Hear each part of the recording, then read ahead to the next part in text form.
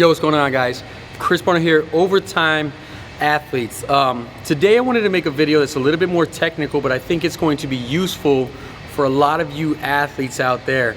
I was watching week 1 of college ball, and I mean, this has been prevalent in every single sport, and it's been getting a little bit out of hand, and it seems to be increasing more and more.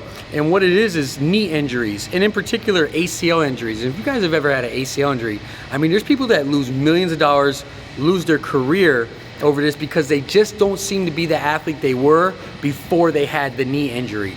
I know a lot of guys who I've played with who had it.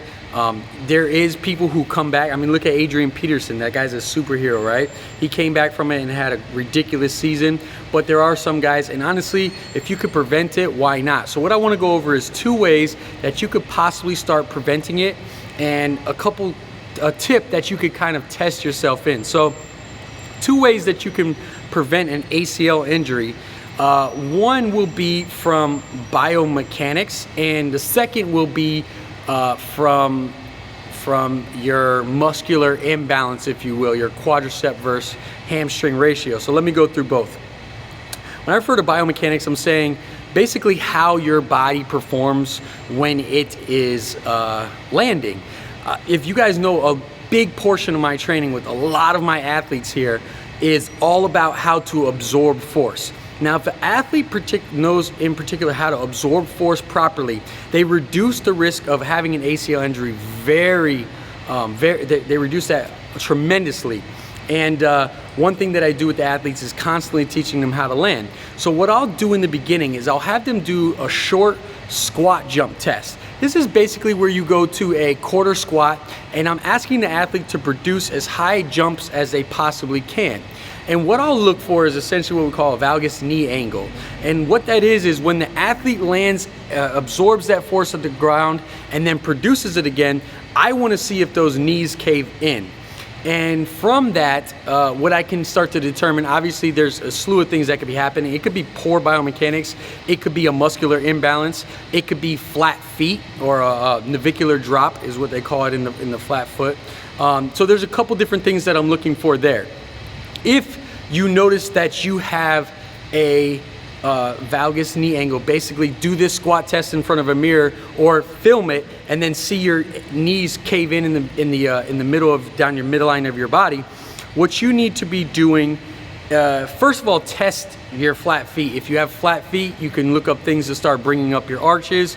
If that's just the way you're disposed, what I would say is you're going to start doing exercises to really focus on the strengthening of the glutes. A lot of athletes can pull it in from, like I said, an imbalance, whether that be the groin muscles and the muscles that are going to pull it in, if you will, pull your knees in, if you will. But basically what you want to do there is find ways that when you're doing a squat or any bilateral exercise, you're forcing those knees out by firing the glutes. There's a slew of things that's going on here, but that's one that I would focus on.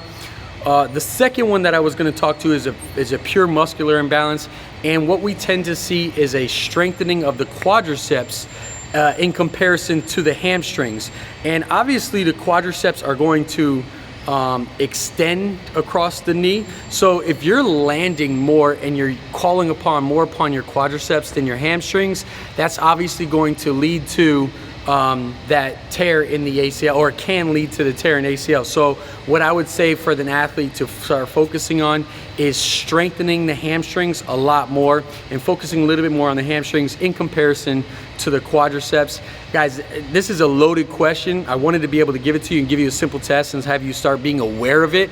But as you start to be aware of it, then you can start to address your own particular problem and research from there. I hope that helps. I'll catch you guys next time. Hey, thanks so much for watching the video. If you're interested in becoming a better athlete, go ahead and click this box right over here. Today, we'll get you signed up for a free athletic course that's going to teach you how to become a better athlete, whether it be speed, explosiveness, strength, or just pure aesthetics. Go ahead and click that. I'm going to send it to you and get you started immediately.